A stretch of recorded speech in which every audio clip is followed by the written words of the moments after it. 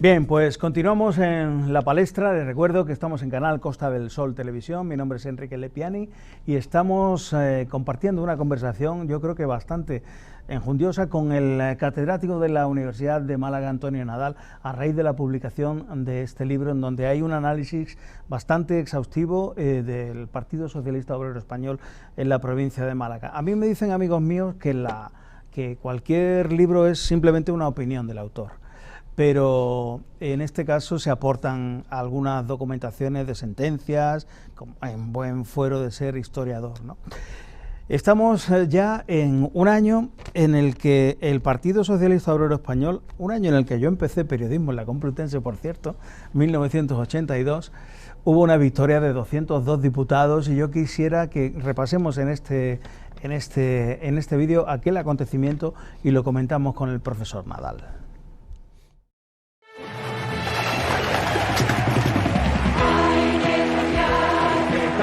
En las elecciones generales celebradas en octubre de 1982, el PSOE obtiene una aplastante mayoría absoluta. UCD, el partido que había pilotado la transición, queda prácticamente barrido del mapa político.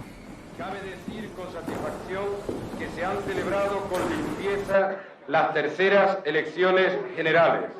Y con ello quien gana, más que un partido concreto, es la democracia y el pueblo español.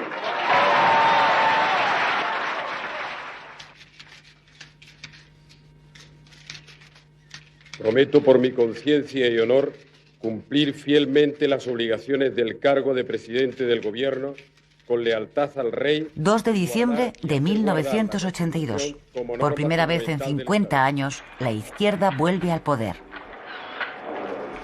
El nuevo gobierno socialista tiene por delante dos tareas urgentes: el asentamiento de la democracia y la estabilización y modernización económica del país. Bueno, éramos todos más jóvenes en aquel momento.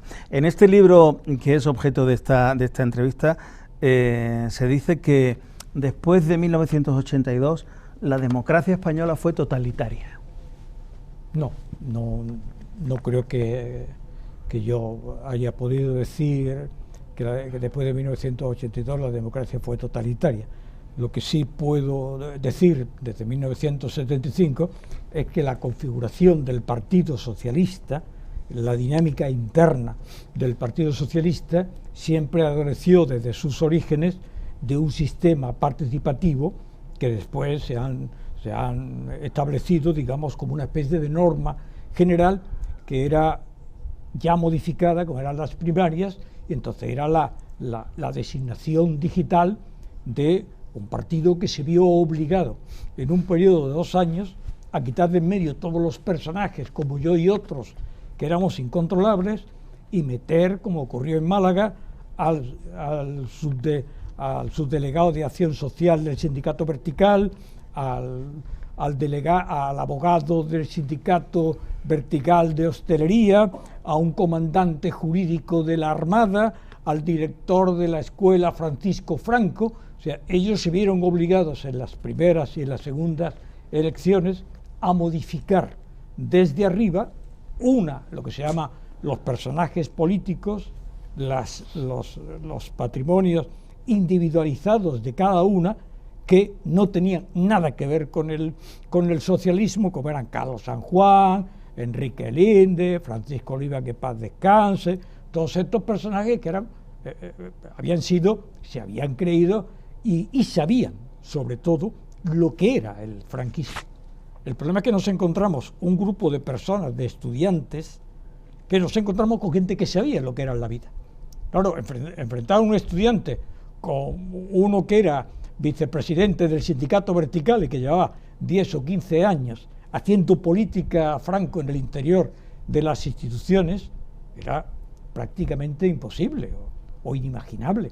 U otros que venían, me acuerdo un hombre que falleció, no voy a citar su nombre, que lo enviaron como liberado, y éramos tan ingenuos que creíamos que era un trabajador, que era un mecánico tornero, le decíamos el tornero. Entonces estuvimos buscándole trabajo desesperadamente hasta que nos enteramos que era un miembro pagado por el Partido Socialdemócrata Alemán, que venía directamente al despacho de Carlos San Juan, propietario también de la librería Proteo, otro de los grandes símbolos de los que parece que no existe más librería en el mundo que la librería Proteo, también propietario de la librería Proteo. Todos ellos caminaron juntos, unidos hacia la victoria final, hacia la victoria absoluta. Triunfaron entonces y triunfaron ahora.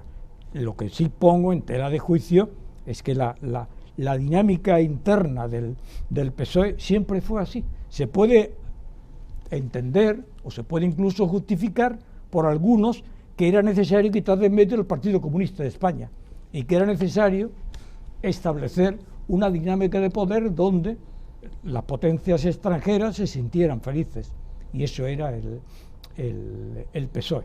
Lo que pasa es que veo a Felipe González, a Alfonso Guerra, el primer gobierno, los conozco a todos, la mitad acabaron en la cárcel, otros acabaron detenidos, otros acabaron procesados. Pasa igual que con el PSOE de Málaga. Unos están procesados por los cursos de formación, otros están a punto de serlo, otros están guardando un silencio trágico porque en cualquier momento puede saltar sus nombres. Lo que es el PSOE de Málaga, hay que coger la foto de todos los procesados, de los seres. Esos fueron los que a mí me expulsaron. Y esos son los que aparecen como héroes en la configuración de una nueva España, en que, como dice Victoria Prego era un personaje muy peculiar, era de los que entrevistaba a Felipe González. Felipe, ¿hay alguien más guapo que tú? Y Felipe, hombre, puede haberlo. Yo creo que no. Eso, estás equivocado. Y entonces hasta el propio González, que era un personaje de medio pelo, pero que daba la talla, se echaba para atrás porque Victoria Prego hoy se llamaría acoso. Entonces era ganarse las habichuelas para que la colocaran en televisión, como todos ellos y ellas, y aquello fue apasionante.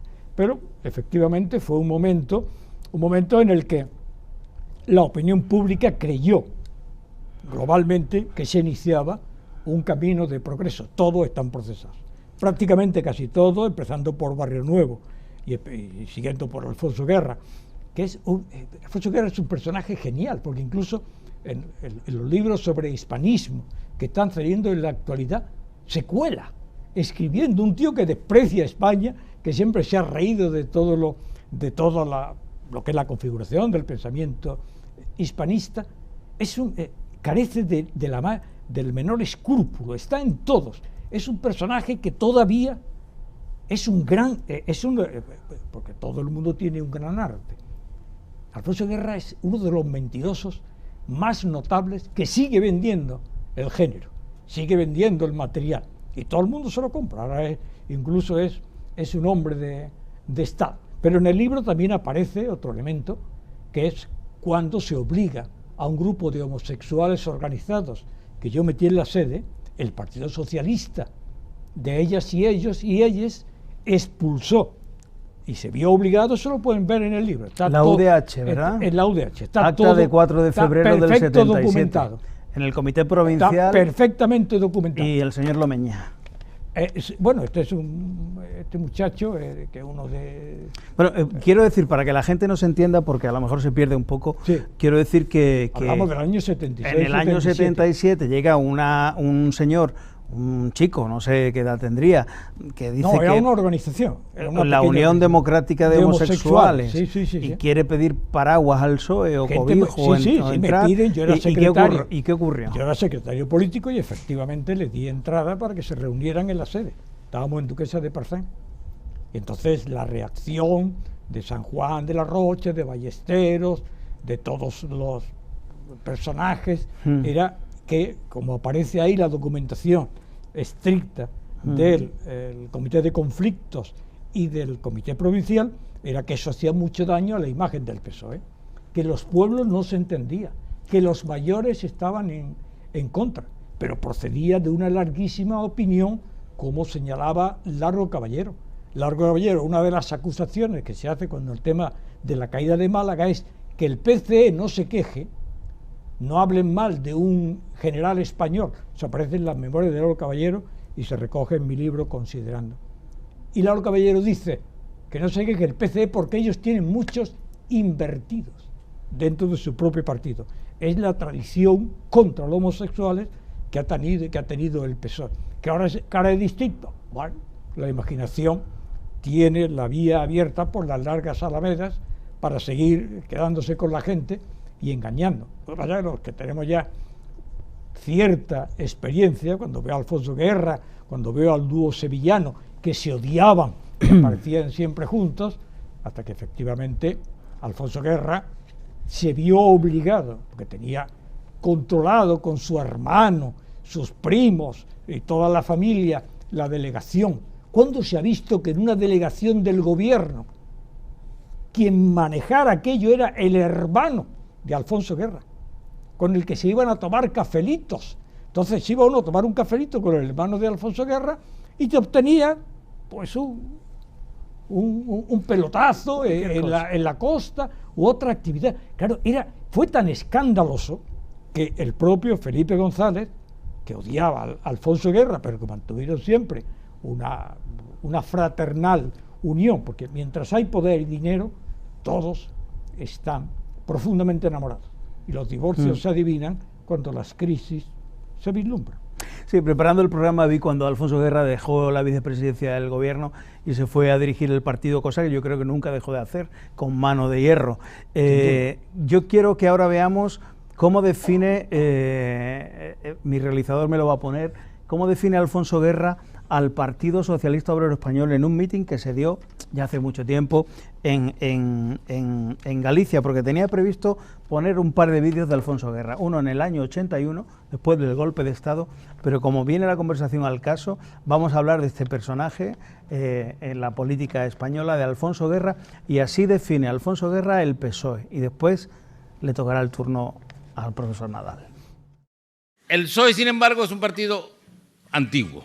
Tiene 130 años. Lo crea un grupo de trabajadores y muy poquitos intelectuales que se reúnen un día, 2 de mayo, en una taberna y se dan cuenta de que estamos al fin del siglo XIX, 1879, que en España los trabajadores, sobre todo en aquella época campesinos y algunos industriales de las primeras industrias que se están creando, viven en condiciones infrahumanas. No hay horario de trabajo, trabajan de sol a sol. Los salarios, no hay ningún tipo de acuerdo, de convenio, de obligación de pagar lo que quiera el patrón. No hay medicina, no hay derecho a hospitales, de manera que un niño que cae enfermo es un niño que se va a morir. Es decir, las condiciones vivían no en vivienda, vivían en chiqueros, en cosas más bien para cerdos que para personas.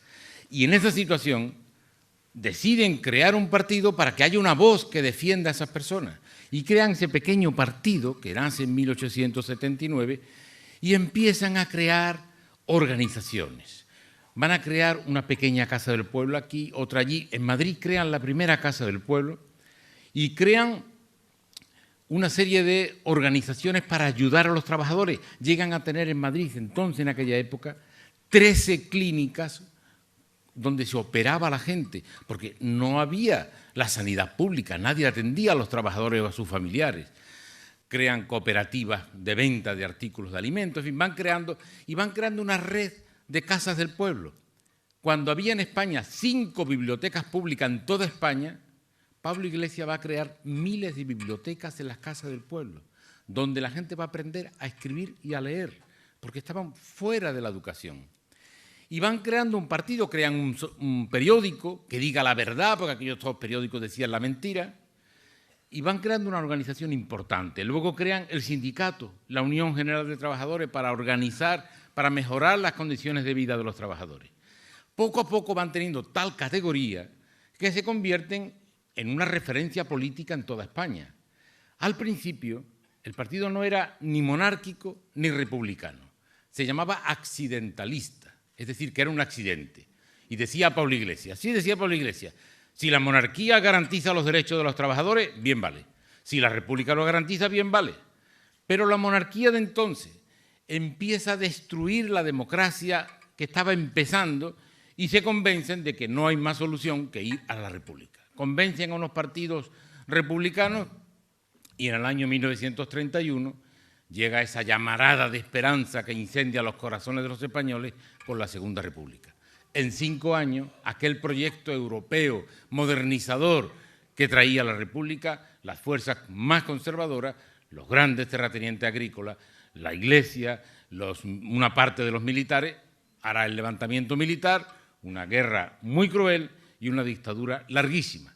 En toda esa etapa, los socialistas, en los campos de concentración, en las cárceles, en la clandestinidad, va organizando de nuevo el partido. No aparecía porque como Franco era el que llevaba la bandera anticomunista en el mundo, era la época de la Guerra Fría, cualquiera que se opusiera a Franco decía, no, estos son comunistas. Y los socialistas fueron cayendo direcciones y direcciones, siempre acusados como comunistas. Cuando llega la democracia, el Partido Socialista es uno de los que colaboran más intensamente en realizar lo que nunca había pasado en España, una constitución hecha por todos y para todos. Bueno, pues este era Alfonso Guerra en plenitud, creo yo, después de tiempo. Profesor Nadal, suena bien, el discurso suena bien. Es un discurso maniqueo de buenos y malos. Alfonso Guerra, e incluso cómo intervino la biografía personal. Yo conozco a Alfonso Guerra y tiene el arte de ser un farsante, porque él era vendedor de libros, tenía una librería en Sevilla, y claro, como vendedor de libros se sabía todos los títulos. Él era un lector de títulos y algunas veces de manchetas. Él leía alguna cosa que aparecía por aquí, pero claro, nunca tuvo ninguna solidez intelectual. Estuvo la agonía de presentarse siempre como un hombre de una solidez internacional. Era una especie de perito, después dijo que había estudiado filosofía y letras, todo falso. Este suena, yo nunca había oído nada de Alfonso Guerra, ahora me he visto obligado a oírlo. Es genial, es lo mismo que Iglesias Turrión en la actualidad cuando escribe artículos contra el capitalismo. Un tipo que en 3 años ha hecho el triple de mi patrimonio, declarado por su parte, el triple de mi patrimonio en 40 años, y y soy catedrático desde 1979. Este es el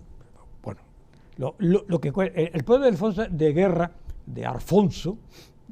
el problema de Alfonso, lo único que se reconoce es que dice constitución, nunca pronuncia bien la palabra constitución, porque fue siempre hostil a ella. No he visto personaje que vendiera la demagogia, que Pablo Iglesias creó 2000 hospitales. Bueno, es que es tan surrealista. Yo repito, yo nunca lo he oído, salvo cuando estaba en el PSOE, y se veía, y yo asistí durante 2 años, fui miembro del Comité Nacional, ahora llamado Comité Federal. Pero entonces quien hablaba era González. González era el que hablaba. Guerra se dedicaba a cortar cabezas o a poner otras. Entonces el personaje es como los denominados marqueses de Galapagar, que ahora inician una lucha contra el capitalismo. Entonces, al menos que sirva de referencia todos estos personajes, que además fue de los primeros que puso en marcha el mecanismo de las amantes pagadas. Es decir, todo el mundo sabía en Sevilla quién eran sus amantes, lo cual forma parte de la tradición española y la literatura está siempre relacionada con ella, pero el problema de las amantes del sector de la izquierda es que hay que pagarlas.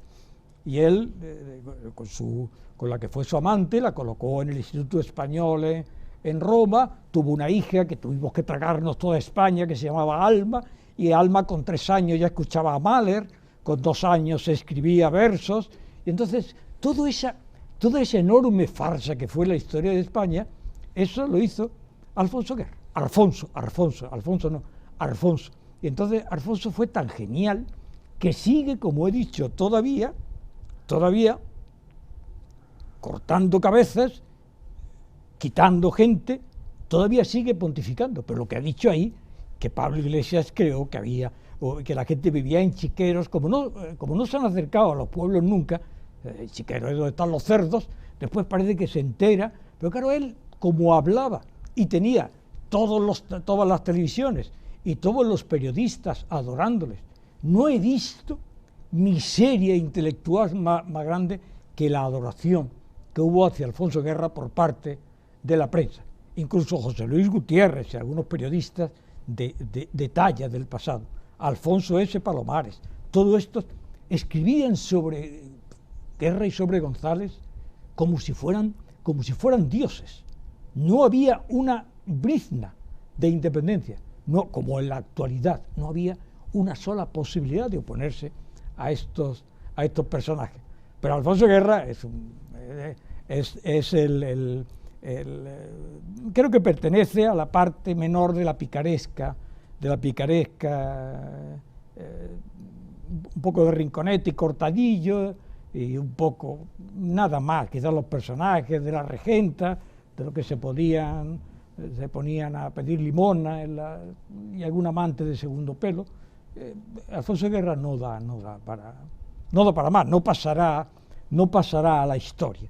El problema que tienen los hombres y los grandes políticos es el futuro, y esa es la gran tragedia.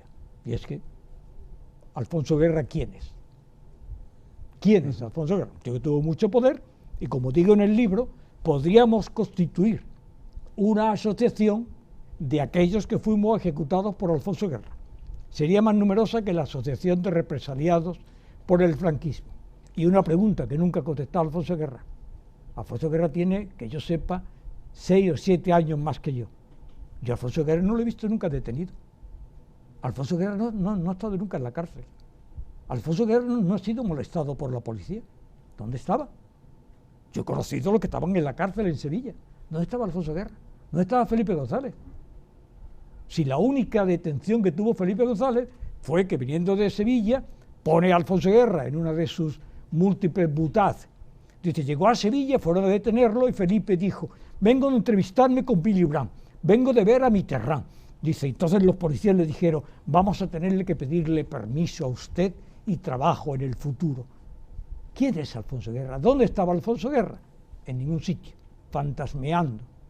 Pero de ahí pasó ni más ni menos que a un prototipo mártir, símbolo para las herejías, y apareció en el frontispicio de los tipos históricos de España, repito, no más allá de Rinconete y Cortadillo y de algún mediocre personaje de Pérez Galdós.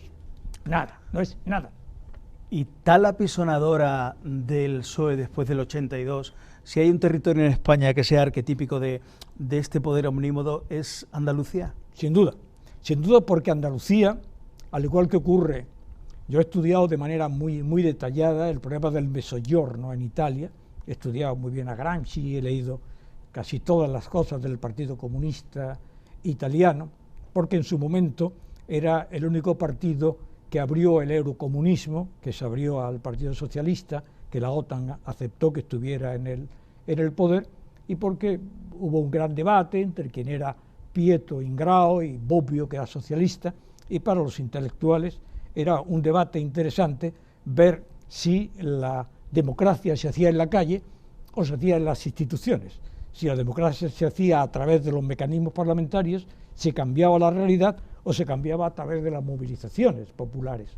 Y entonces, en ese campo, siempre estuvimos tratando de investigar. Pero el problema era que todos estos personajes eran tan sumamente irrelevantes que no tuvieron, digamos, ni siquiera la capacidad de generar un debate político en torno al cual se pudiera debatir alguna u otra cosa. Y el problema del Mezzogiorno, el problema del sur, y lo he dicho, porque yo soy un historiador, y no soy un político, entonces yo veo, el problema es que el PSOE heredó los mecanismos del caciquismo decimonónico, o sea, los mecanismos del caciquismo que se rompieron en parte con la salida de las poblaciones a las ciudades en la etapa final de lo que llamamos el franquismo. En la etapa final el PSOE heredó digamos, los mecanismos tradicionales del poder. Y donde estaba el pollo antequerano, Romero Robledo, estaban los alcaldes, caciques del PSOE. Y donde estaba Natalio Rivas en Granada, aparecieron los caciques del PSOE. Y ellos controlaron una sociedad agraria en la que siguen permanentemente interesados en mantener la sociedad agraria, porque, como se decía en la mafia, donde hay silencio es porque todo el mundo roba. Bueno, pues es una buena frase.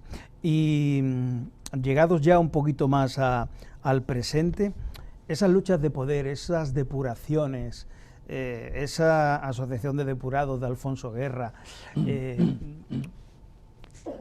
Aquí en este programa hemos tenido a políticos hablando del mismo fenómeno. Es decir, no es un hecho original de los años 70 y tantos, ni del profesor Nadal, se sigue produciendo en la actualidad. Sí. Es un fenómeno digno de estudio sobre las élites y las cúspides de los aparatos políticos a la hora de hacerse con el control del poder, porque no hay piedad. Está ocurriendo en Vox, ha ocurrido en Ciudadanos, yo no sé si estará ocurriendo seguramente también en el Partido Socialista, que todos son sanchistas, porque es lo que toca. ¿Y qué le parece esta situación? Vamos a ver. El libro era un documento judicial. O sea, yo he estado 20 años tratando de que algún abogado llevara el libro como documento judicial, porque al igual que ocurrió con las purgas del estalinismo, judicialmente quiero exigir a González y Guerra que restituya, como digo en el prólogo, cuando mis padres oyeron que yo había salido del PSOE porque pactaba con Alianza Popular, fueron las típicas depuraciones estalinistas. Como tenían el poder absoluto y se veía que tenía un poder aún mayor, eso era un procedimiento judicial, que finalmente no cabía, porque efectivamente procesar a alguien que no hay documentos que dijera este tío echarlo, pero el mecanismo de las élites y la dirección de los partidos tienen lógicamente unos mecanismos internos en los cuales unos manifiestan que son claramente centralistas y ejecutores, como pasa con Vox. Vox es un partido que no quiere independencias, no quiere personajes de medio pelo, no quiere el reino de taifas, y determina lo que es el Partido Popular, donde Feijóo es el dirigente más conocido de la lucha lingüística contra el español, hasta otros personajes que no se sabe de dónde proceden. Pero el problema de la dinámica del PSOE es que es especial, porque el PSOE dice lo contrario. O sea, si tu partido está estructurado, la diferencia entre un partido jerarquizado y un partido leninista es que el partido leninista ejecuta. Es decir, la diferencia entre cuando mataba el nazismo es que el nazismo mataba, y los muertos del nazismo eran héroes. El estalinismo purgaba, te mataban con la misma violencia, pero eras un perro sarnoso de la burguesía y un espía internacional. Y lo que el problema del PSOE, y me hace mucha gracia porque veo alguna cosa que se publica en los periódicos, yo no leo la prensa local porque sencillamente los desprecio. La opinión de ellos y ellas, Málaga de antier y de hoy, y el Diario Sur de la antigua cadena del movimiento, sencillamente los desprecio, que son muy malos. Ya no tienen, quitando alguna gente que escribe, pero que escriben circunstancialmente, el resto son muy malos. Entonces, ¿quién va a pagar €1 por ver a lo que escribe en el Sur? Creo que nadie. Pero el problema es muy simpático porque siguen con la misma cantinela. Vamos a ver, yo no conozco a nadie del PSOE en la actualidad, pero les informo si ven el programa. Al parecer hay algunos susanistas en Málaga. El mecanismo es, os llamarán al consenso y seréis absolutamente depurados, queridos amigos del susanismo malagueño. Luego están los traidores, que son los que eran de Susana, pero en los últimos minutos se habrán pasado a espadas.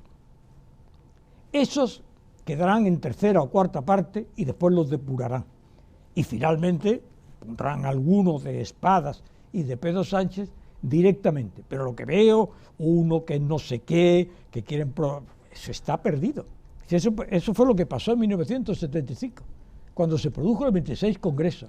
Y yo derroté en una campaña electoral a Rafael Ballesteros. Y llegamos al Congreso Nacional y al pobre Rafael Ballesteros lo nombran en la Ejecutiva Nacional. Claro, yo dije, se acabó mi existencia. Y entonces te ofrecen consenso, que es lo que se ofrecerán a estos pobres de susanistas o no sé qué. Es que el PSOE tiene una virtud, y es que cuando van a triunfar tienen candidatos. O sea, cuando saben que van a tener éxito asegurado, tienen buenos candidatos. Si no son todos personajes de cuarta fila. ¿O la cabra? Bueno, no sé, porque la cabra es ya, a ver si... Lo que pasa es que tampoco sabe muy bien lo de la cabra, porque la Legión nunca ha tenido una cabra, ha tenido un carnero, por no llamarlo de otra forma. Guerra decía que si presentaban una cabra ganaba. Sí, bueno, Alfonso Guerra es un tío simpático, es un jeta, entonces da gusto escucharlo, porque el hombre, yo hace mucho tiempo que no lo veo, pero él le pasaba lo mismo que a Santiago Carrillo. Santiago Carrillo nos denominaba a muchos picos de oro, porque odiaba a los intelectuales. Y Alfonso Guerra, que era un gran lector de títulos, porque se sabían los títulos porque los compraba. Envíame 5 de la historia de la economía de Ramón Tamames, envíame 6 de Barrington, de Ciencia Nueva. Todo eso Alfonso Guerra lo sabía, porque era vendedor de libros, pero no había leído ninguno. Claro. No. Entonces, los personajes que están ahora en Málaga, está el que fue una persona leal a la tal Susana, y esta pobre Susana, me parece que le han dado un cargo en el Senado o en un programa de televisión, desconozco, porque es que el PSOE ha ido de generación en degeneración hasta la irrelevancia. Pero hay una diferencia entre el Partido Popular y en el PSOE, en el sentido de que el Partido Socialista, digámoslo para que nos entiendan todo el mundo, deja colocados a los suyos en las administraciones. Sin duda, y el PP no. Sin duda. ¿Eso es así? Sin duda. La gran suerte del Partido Socialista y la gran desdicha del Partido Popular es que el Partido Popular coloca a todos los del PSOE. En Málaga, todas las instituciones del Ayuntamiento de Málaga, todos son del PSOE. Todos los de la Diputación son del PSOE. Todos son de género, todos son de LGTBI, todos son trans. Por eso Paco de la Torre nunca tendrá abajo firmantes. Tuvo abajo firmantes con el tema de la torre, no de la torre, sino de la torre del puerto.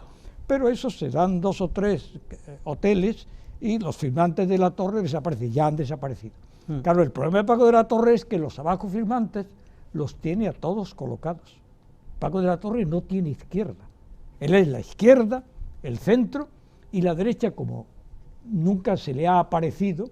Yo, las pocas veces que he hablado con él, se lo he dicho, digo, la ventaja que tiene es que no aparecen un grupo de médicos para gestionar un homenaje a los médicos fallecidos durante la represión republicana, pero últimamente de la Torre está siendo más sensible al tema de lo que puede ser la historia en su ámbito más global. Estamos llegando casi ya al punto final del programa, y una pregunta, y luego quiero, antes de despedirnos, hablar de las publicaciones que tenemos aquí. Aquellos jóvenes de los años 70 y tantos, no sé si 80 ya, porque no pensaban en la profesionalización política. No. Y hoy, en el siglo XXI, hay dirigentes de partidos políticos que son legos, sí, y que quieren hacer carrera, sí, sin duda, de la política. No se puede competir con eso. Hay gente que mata por un cargo, no tiene... El actual presidente de la Junta de Andalucía, que llegó a selectividad, no tuvo carrera alguna, y es de los más preparados. Si nos vamos al PSOE o a Izquierda Unida, no han trabajado en su vida, ¿no? Y si vamos a Podemos, estaban tocando la guitarra con 3 o 4 perrillos en las esquinas, y claro, han pasado de pedir limosna prácticamente a tener 5.000 euros, coches oficiales, y que la Guardia Civil, que los perseguía por delitos menores, se le cuadren a alentar por la sección de autoridades de los aeropuertos. Claro que la gente mata por ese tipo de situaciones, pero la gran ventaja de la izquierda española es que, y yo he podido apreciarlo en los organismos nacionales de la educación, durante el periodo de Rajoy, la izquierda en los premios literarios, los premios nacionales, en la ANECA, en la universidad, fue el control absoluto y total de la extrema izquierda. O sea, con Rajoy las instituciones nacionales fueron de un control absoluto. O sea, con Zapatero se equilibró un poco. Pero la gran ventaja de la izquierda es que vivimos en un proceso histórico en el que han ganado, yo no digo que he ganado porque ciertamente tengo mentalidad de derrotado, y lo que pasa es que los derrotados se levantan. Pero todos tienen la garantía en la Junta de Andalucía, en las diputaciones y en los ayuntamientos del Partido Popular, todos tienen la garantía de que serán colocados, se les tributará un homenaje, serán abrazados y dirán: aquí tenéis vuestra casa. El problema del PP es que no tiene ni un solo intelectual. O sea, los intelectuales del PP es la izquierda. Entonces, cuando crean algún comité o alguna actividad de memoria o algo así, tienen que llamarme a mí para preguntarme por el crucero Baleares, porque no tienen nadie. El resto son todos de la izquierda, de la memoria histórica, de los que están dispuestos a decir que el crucero Baleares, como vi a un portavoz del PSOE decir, el crucero Baleares es un barco. ¡Hombre! No, qué lástima que me esté quedando sin tiempo. Un barco. Si la calle se llama Crucero Baleares, no es lo mismo una jávega, un velero bergantín, claro, un destroyer, que decían los ingleses, pero el portavoz del PSOE dijo que el Baleares era un barco. Bueno, creo que van en una buena dirección, distinguen entre un barco y un avión. Ese tiene una gran perspectiva para cuando fracase ser colocado por el PP. Bueno, ha despertado mi sonrisa. Me quedo sin tiempo y me hubiera encantado preguntar por la ley de memoria democrática en 30 segundos. Yo he publicado 7 libros en los 2 últimos años para impedir que en un momento determinado sea objeto de la terrible dinámica de la represión de la memoria democrática. El problema de la memoria democrática es que son muy malos. Entonces, no tienen, yo siempre pongo el ejemplo. Es posible que usted crea, u otro, que un homeópata es más popular que un médico. Pero si usted tiene una peritonitis o tiene una duodenitis, no dice usted, tengo un dolorcillo en la parte superior de la barriga. Esa es la memoria democrática. La memoria democrática es a la historia lo que la homeopatía a la medicina científica. Pues esas palabras casi nos van a cerrar el programa porque nos quedamos sin tiempo. Este es un libro que se llama Considerando, sí, y habla de la salida en la guerra civil de la carretera, sí, de Almería a raíz de la toma de, sí, Málaga por las tropas. Es un libro clandestino. Es un libro clandestino porque desmonta la... Sí, claro, porque desmonta lo mismo que yo escribí en 1978. Claro. Lo desmonta, claro que lo desmonta. Desmonta lo del crucero Baleares, desmonta lo de la salida y, claro, el problema de la memoria democrática del PSOE en Andalucía y ahora del Partido Popular es que todos los encargos de los libros tienden a derivar que los grandes responsables de la crisis de Málaga, de la pérdida de Málaga, fue el ministro de la Guerra, Francisco Lauro Caballero, que dijo aquello de ni un fusil para Málaga, o el ministro de Aire y Marina, que era Indalecio Prieto, que por satisfacer las peticiones del PNV, del Partido Nacionalista Vasco, miembro del Frente Popular, llevó la escuadra dejando Málaga en octubre del 36 desprotegida y se lo llevó para la defensa de Bilbao. En ese momento bajó el Canarias, bajaron los buques nacionalistas y la pérdida la perdieron en Málaga porque perdieron el control del Mediterráneo. Los responsables son Prieto y Caballero. Y luego las huidas, como huyeron todos, hasta el punto, fíjese la dimensión, que la propia Fiscalía del Supremo de la República encarceló por la caída de Málaga al jefe del Estado Mayor Central, general Martínez Cabrera, al subsecretario de la Guerra, general Asensio, al jefe del Ejército del Sur, Martínez Monge, y pidió suplicatorio para procesar al diputado comunista comisario de Málaga del sector Cayetano Bolívar. La Sala Sexta del Tribunal Supremo se opuso, y entonces es cuando dice Lauro Caballero que en el Partido Comunista había muchos invertidos y que al menos Cayetano Bolívar lo iban a echar de la memoria. Cayetano Bolívar era un personaje muy interesante, porque era el que traía las armas desde el Mar Negro, pagado por la Internacional Comunista, sí, a España. Es un personaje muy interesante del que me ocuparé en un próximo... Y ahora no los 30 segundos del profesor Nadal, sino los 30 segundos míos, que son los de reloj. Esta es la última publicación que todavía no ha visto la luz. Exacto. Se llama La masonería en Málaga. Sí. O sea, es un libro... Yo trabajo solo con fuentes. Es decir, yo la versión de tú me citas y yo te cito... El mundo académico produce risa, es decir, uno pone, Franco utilizó la propaganda para su régimen, y sobre eso citas 20 libros. Vamos, o sea, lo obvio no necesita ser ratificado, a no ser que sea algo cuya especialización y dimensión teórica sea especialmente importante. Pero claro, todo el mundo se cita a sí mismo porque es la manera de salir en otros sitios. Eso es un trabajo del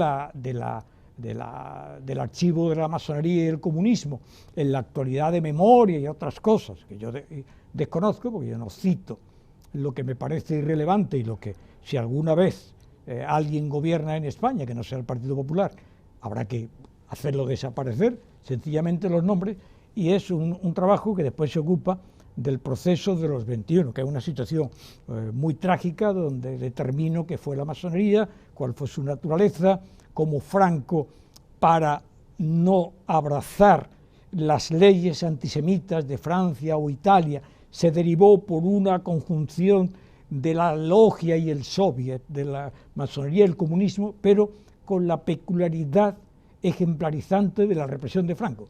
En Málaga había cerca de 200 masones, procesaron a 21, que eran inocentes. Los procesaron, los condenaron a guerra, los condenaron a muerte, después los condenaron a 30 años y después los condenaron a 6 meses y un día. Es una derivación ridícula, casi trágica, que ni siquiera un gran artífice de las películas puede establecer un guión tan trágico y al mismo tiempo tan patético. Pero es un libro que me ha costado mucho trabajo, y a diferencia de los demás, todo lo he pagado yo. Los viajes, la estancia, los hoteles, toda la producción que diríamos en televisión. Digamos, esto tiene una virtud, y es que es clandestinas, mis libros son clandestinos. Si alguna vez, por error, sale algún libro mío en la prensa de Málaga, creo que tendría prácticamente que proceder al suicidio o a un homenaje póstumo a quien lo publique, porque lo echarían del periódico. Bueno, pues ha sido una charla muy agradable, yo espero que se haya sentido a gusto. Profesor Nadal, hemos analizado esta publicación a lo largo del Partido Socialista, hemos hablado de historia, porque él es historiador, no es adivino del futuro, no le voy a preguntar por el futuro, no. Tendrá su opinión. Y gracias por haber estado esta noche en la palestra. Muchas gracias, y créame que me siento abrumado porque no estoy acostumbrado ni siquiera a exponer las cosas con libertad, porque cuando a veces en algún sitio, alguna pequeña televisión de pueblo, está uno obligado a no decir nada, porque si es del Partido Popular no vas a decir las cosas que yo he dicho. Del Partido Socialista jamás me invitaría, pero ancha es Castilla y la vida... Quienes no tenemos nada que perder, no podemos perder más, así que hemos terminado con esta noche. Buenas noches y muchas gracias. Y a ustedes, pues ya saben, si quieren conversaciones, yo creo que de interés, para personas como usted, que ven este canal Costa del Sol Televisión y este programa La Palestra, pues están invitados a seguirnos el próximo miércoles a partir de las 10 de la noche. Les agradezco mucho su atención y buenas noches.